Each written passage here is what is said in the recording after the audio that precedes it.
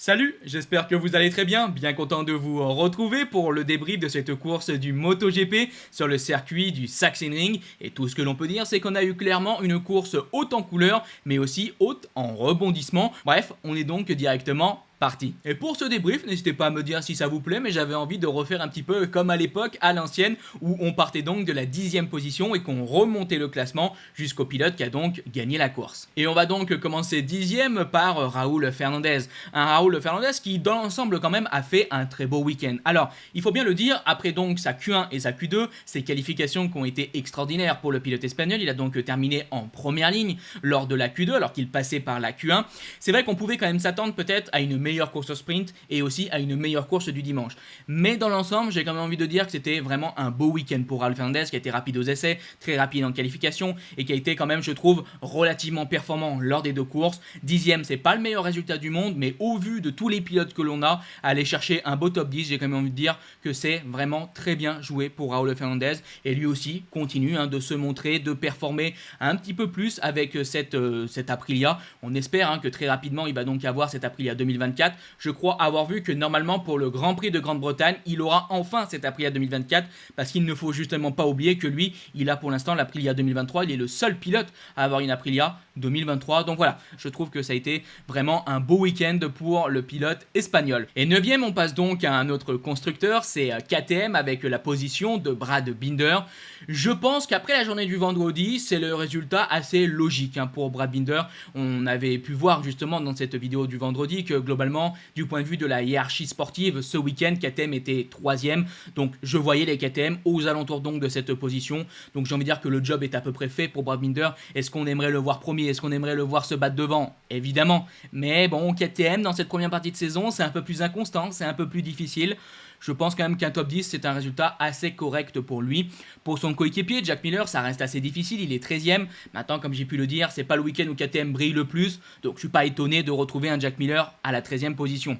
Par contre, pour Augusto Fernandez, 14e, je trouve que c'est bien. Alors oui, il est aussi loin, mais c'est vrai que Augusto Fernandez, dans cette première partie de saison, on l'a souvent vu 16e, 17e, 18e, avec des résultats très difficiles. Donc je trouve qu'une 14e place, par rapport à ses résultats habituels, c'est une belle progression.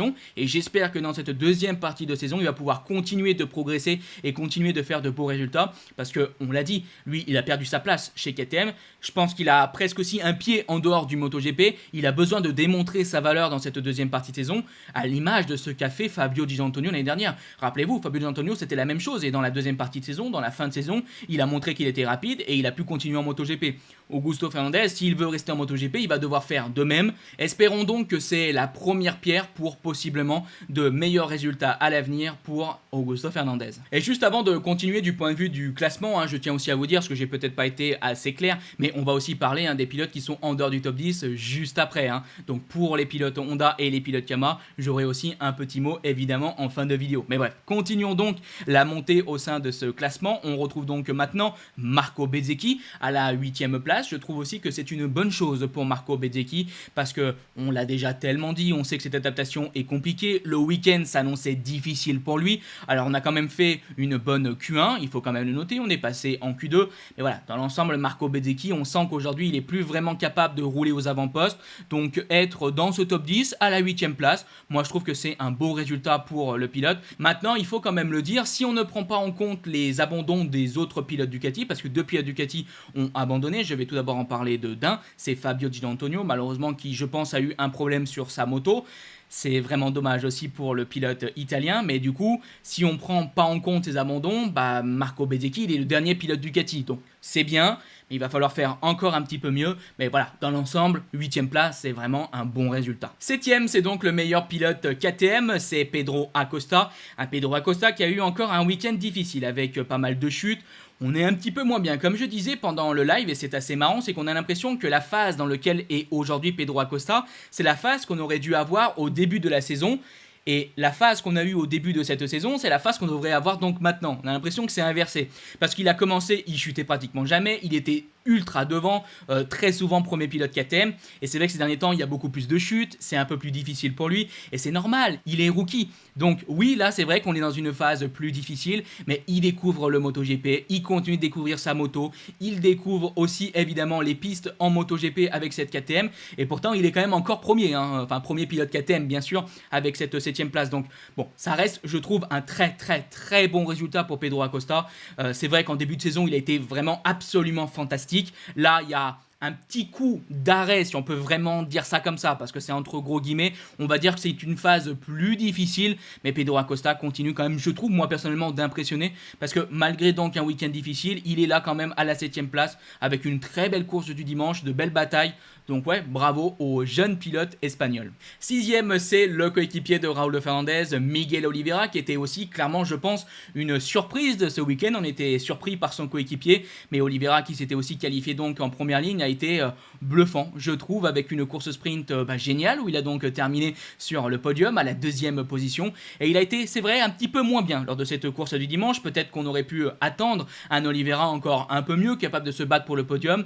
Ce fut plus difficile. Après, il ne faut pas oublier que les conditions de piste étaient quand même très différentes samedi par rapport là aujourd'hui à dimanche. Peut-être qu'Oliveira était moins bien dans ce contexte-là. En tout cas, il va donc terminer quand même 6ème aux portes du top 5. Donc ouais, dans l'ensemble, de belles performances pour l'équipe Trackhouse et leurs 2 pilotes qui sont donc au sein de ce top 10. Et surtout, on est devant le pilote usine. Alors, je dis le parce que je rappelle qu'Aleix Espargaro a malheureusement abandonné lors de la journée du vendredi, mais son coéquipier Maverick Viñales était bien là. Et Viñales, ce fut quand même une course du dimanche bien difficile, il a terminé 12ème.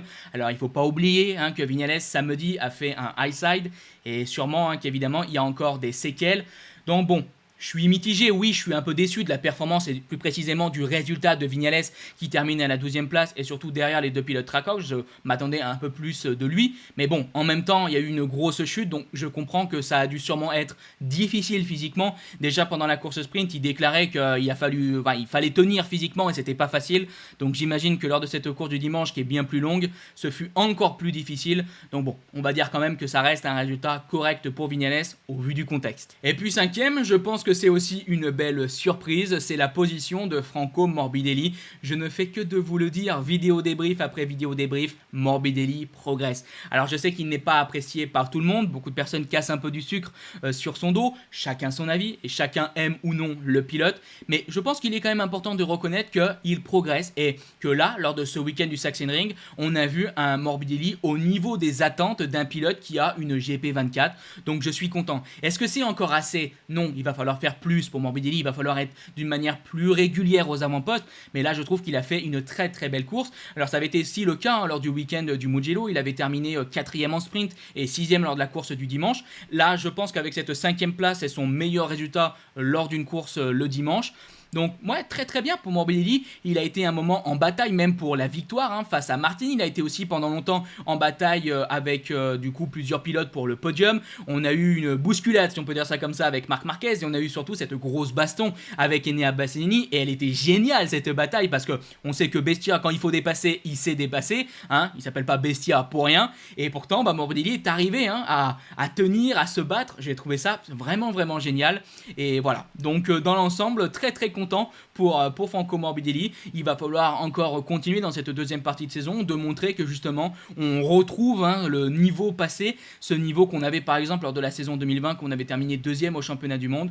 Et j'ai l'impression qu'on est pour l'instant parti dans le bon sens, espérons que ça continue. Et 4ème, on vient justement d'en parler avec cette belle bataille par rapport à l'autre italien, c'est Enea Bastianini qui nous a fait aussi vraiment une belle course. Une nouvelle fois, on a vu qu'en 2ème partie de course, il avait un très bon rythme Bestia et je pense qu'il pouvait même jouer le podium. Sauf que cette baston avec Morbidelli l'a sûrement un petit peu embêté, ils ont perdu pas mal de temps sur ensuite les pilotes de devant. Mais voilà, dans l'ensemble aussi pour Bastianini, c'est encore une fois une très belle course. Je trouve que ces derniers temps, il est incisif, il fait de belles choses. Donc bon, Bastianini, il est aussi au niveau qu'on attend de lui, évidemment il est pilote usine, donc peut-être qu'on aimerait retrouver un Bastianini un peu plus capable de véritablement jouer la victoire. C'est ce qui lui manque un peu quand même dans cette première partie de saison 2024. Mais voilà, dans l'ensemble, ce fut un week-end et une très belle course pour le pilote italien. Et on arrive donc maintenant à ce podium. Et tout d'abord, on va parler de la 3ème position d'Alex Marquez. Petite surprise aussi quand même. Alors, il avait été déjà performant pendant les essais à Assen. plus compliqué ensuite dans le rythme de course lors des courses justement du circuit d'Assen. Ici au Sachsenring, je trouve qu'il a été aussi très intéressant pendant les essais. Sprint un peu moins incroyable, mais lors de cette course du dimanche, un Alex Marquez qui termine sur le podium. Bah, je dois quand même bien vous admettre que je ne l'ai pas vu venir. Alors, il y a eu quand même un fait de course qui a fait que, on en parle juste après. Mais ouais, très content pour Alex Marquez. Alors, bon, je ne vais pas vous refaire l'affront, entre guillemets, de vous répéter ces histoires d'adaptation. Bon, on le sait, Alex Marquez a pour l'instant des difficultés à s'adapter à cette GP23, mais plus le temps passe et plus on le voit aux avant-postes, plus on le voit rapide. Il manque des fois encore un petit quelque chose du point de vue du rythme de course. Et bah là, ici, lors de cette course du dimanche, Alex Marquez, il a eu le rythme, mais on a pu surtout avoir une autre très belle image par rapport à Alex Marquez, c'est qu'il a pu être sur le podium avec son frère. Et oui, les deux frères Marquez qui étaient donc sur le podium. Marc Marquez a donc terminé deuxième, après pourtant un week-end qui franchement n'a vraiment pas tourné dans ce sens, avec cette grosse chute pendant la practice où il s'est fait mal, il s'est fracturé le doigt et surtout il a pris un gros coup sur les côtes. On a vu que samedi lors de la course sprint, il a fait ce qu'il pouvait faire de mieux, mais on sentait qu'il était évidemment limité. Et bah là, lors de cette course du dimanche, il a pu faire une belle remontée avec un très beau rythme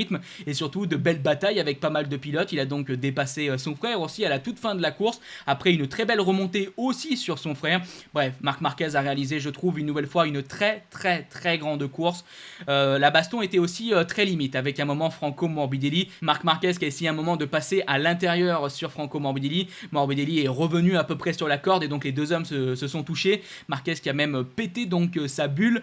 Bon, c'était vraiment un moment chaud, il n'y a pas eu de sanction, et je pense que dans l'ensemble c'est une bonne chose évidemment. Mais bref, ce fut quand même pas une course facile pour Marquez, beaucoup de dépassements, belle remontée.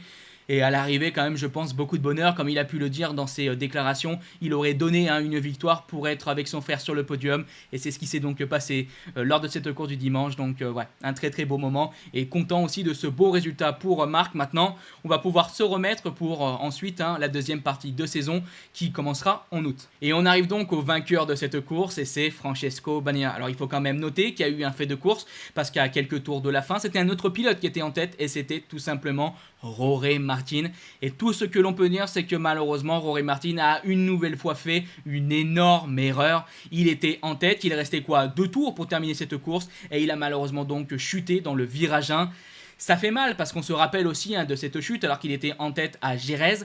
Ça fait de gros points de perdu. Alors on va se voir le championnat du monde, le classement du championnat du monde juste après. Mais je vous le dis, Martin a perdu la tête de ce championnat. Maintenant, j'ai envie de dire que malheureusement, ça arrive. Est-ce qu'il y a de la frustration pour beaucoup de personnes? Oui, et c'est évident. Quand tu chutes alors qu'il reste 2 tours alors que tu es en tête, évidemment que c'est une très grosse erreur. Mais la pression était mise derrière par Francesco Bagnaia. Il l'a dit, il voyait que Martin faisait quelques petites erreurs. Et lui, il joue évidemment toutes ses cartes. Et il a essayé le plus possible de faire en sorte que Martin parte à la faute ou en tout cas de le rattraper pour ensuite aller gagner cette course.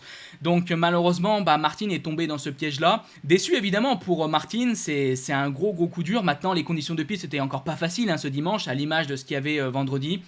Donc bon, on verra ensuite, je pense, dans des vidéos consacrées à l'actualité du MotoGP, les déclarations du pilote Pramac, voir ce qui s'est passé, si c'est une erreur ou un problème peut-être. On verra bien, mais en tout cas, c'est un gros coup dur pour l'Espagnol. En tout cas, revenons sur le vainqueur. Le vainqueur, c'est donc Francesco Bagnaia. Qu'est-ce qu'il est fort, mais qu'est-ce qu'il est fort ce Francesco Bagnaia. Parce qu'il y a eu un moment dans la course, on s'est dit, il est peut-être un petit peu moins bien. Parce qu'on l'a vu dépasser par Morbidelli. Morbidelli a pris la deuxième position et il a créé un petit gap. Donc, pas mal d'interrogations. Est-ce que Pecco se sent pas bien? Est-ce qu'il y a des petits problèmes avec ses pneumatiques? Bon, on se pose pas mal d'interrogations. Les pressions de pneus, vous connaissez maintenant toute la rengaine. Et en fait, Pecco, il a tout simplement dit que les pilotes de devant étaient partis très fort, mais lui, il voulait manager sa course. Il a pris son temps et tout doucement ensuite, il a réaccéléré dans la deuxième partie de course et il est revenu de plus en plus fort et il a, à la fin, de plus en plus rattrapé donc Jorge Martin, ce qui a servi justement, comme on a pu le dire, à lui mettre donc une énorme pression sur les épaules. Et malheureusement, l'Espagnol a craqué, comme on a pu déjà le dire. Donc ouais, Bagnaia, c'est encore une stratégie de course maîtrisée d'une main de maître. Bluffé, Pecco, il est trop fort et comme je l'ai dit souvent, pour moi c'est aujourd'hui le meilleur pilote de ce championnat. Tout le monde sûrement je pense ne sera pas d'accord avec cette idée là, mais pour moi il est vraiment au-dessus et il signe donc après cette victoire au Sachsenring 4 victoires d'affilée donc en MotoGP et il est aussi donc devenu le pilote Ducati avec le plus de victoires en catégorie reine. Je crois que c'est 24 donc si j'ai le bon chiffre et comme j'ai pu vous le dire, il prend aussi en plus la tête du championnat du monde. Rien à dire, Pecco a fait une très bonne affaire ce week-end. Allez, pour terminer, on passe donc vite fait aux positions des pilotes Yamaha et Honda. On commence donc par Yamaha. Fabio Quartararo a terminé 11e et son coéquipier Rémi Gardner 20e. Je rappelle qu'Alex Rins est blessé, donc Rémi Gardner le remplace. Bon, pour Rémi Gardner, à la 20e place, il n'y a pas grand chose à dire. C'est un pilote qui arrive. Normalement, je rappelle qu'il roule en World Superbike.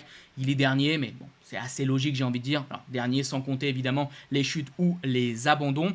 Ensuite, pour Fabio, 11e, bon, je sais pas si j'attendais mieux. 11e, je trouve que c'est un résultat qui est correct, on prend quelques points. Mais c'est vrai que par rapport à cette course, on n'a vraiment pas vu à l'image le pilote Yamaha.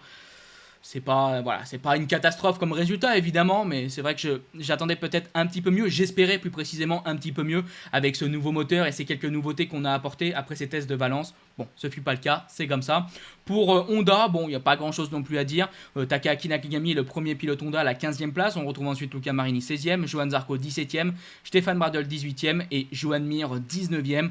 Bon, voilà, pas grand chose à dire sur les pilotes Honda. Peut-être que j'imaginais un peu mieux quand même pour Johann Zarco, parce que si vous avez regardé la journée du vendredi, il a fait quand même des choses intéressantes. Il arrivait à se classer plutôt pas mal. Alors ensuite, on a un petit peu dégringolé au classement, évidemment. Zarco est sur une Honda, mais bon, j'imaginais pas un top 10, mais voir un petit Zarco peut-être 12e, 13e.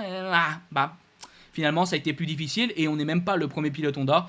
Dommage pour Johann Zarco, on fera mieux lors du week-end de Grande-Bretagne. Allez, maintenant, juste avant de vous donner ma note, je vous montre donc le classement du championnat du monde. On retrouve, comme vous l'avez donc je pense compris, Francesco Bagnaia premier avec 10 points d'avance sur Jorge Martin 2e. Marc Marquez est 3e, il grappille aussi quelques points. Et 4e, c'est Enea Bastianini à 67 points. Bon, je vous laisse mettre pause si vous voulez voir la position des autres pilotes. Du point de vue donc de ma note de cette course, moi je pense que je veux mettre 15 sur 20. Je trouve qu'on a eu une belle course, on a eu quand même une pression jusqu'à la fin entre le premier et le deuxième, donc pour la bataille de la victoire, c'était intéressant. On a pu voir aussi de très belles batailles, je trouve, pour donc ce podium avec la 3e position. Donc ouais, dans l'ensemble, moi j'ai beaucoup aimé cette course du Sachsenring, donc voilà, un bon 15 sur 20. Enfin bon, on arrive donc à la fin de cette vidéo. Juste pour conclure, récemment j'ai donc organisé un concours en partenariat avec Panini pour gagner des cartes sur le MotoGP. Ça se passe donc sur mes réseaux sociaux, Facebook, Twitter ou encore Instagram. Je vous mets tous les liens en description. Si jamais vous voulez participer, n'hésitez pas. Le tirage au sort se fera mercredi. Et justement, je pense aussi qu'on aura une prochaine vidéo sur l'actualité ce mercredi. Bon, en tout cas, si ça vous a plu, n'hésitez pas à liker, partager, commenter. Je vous dis bye bye les potes. Ciao.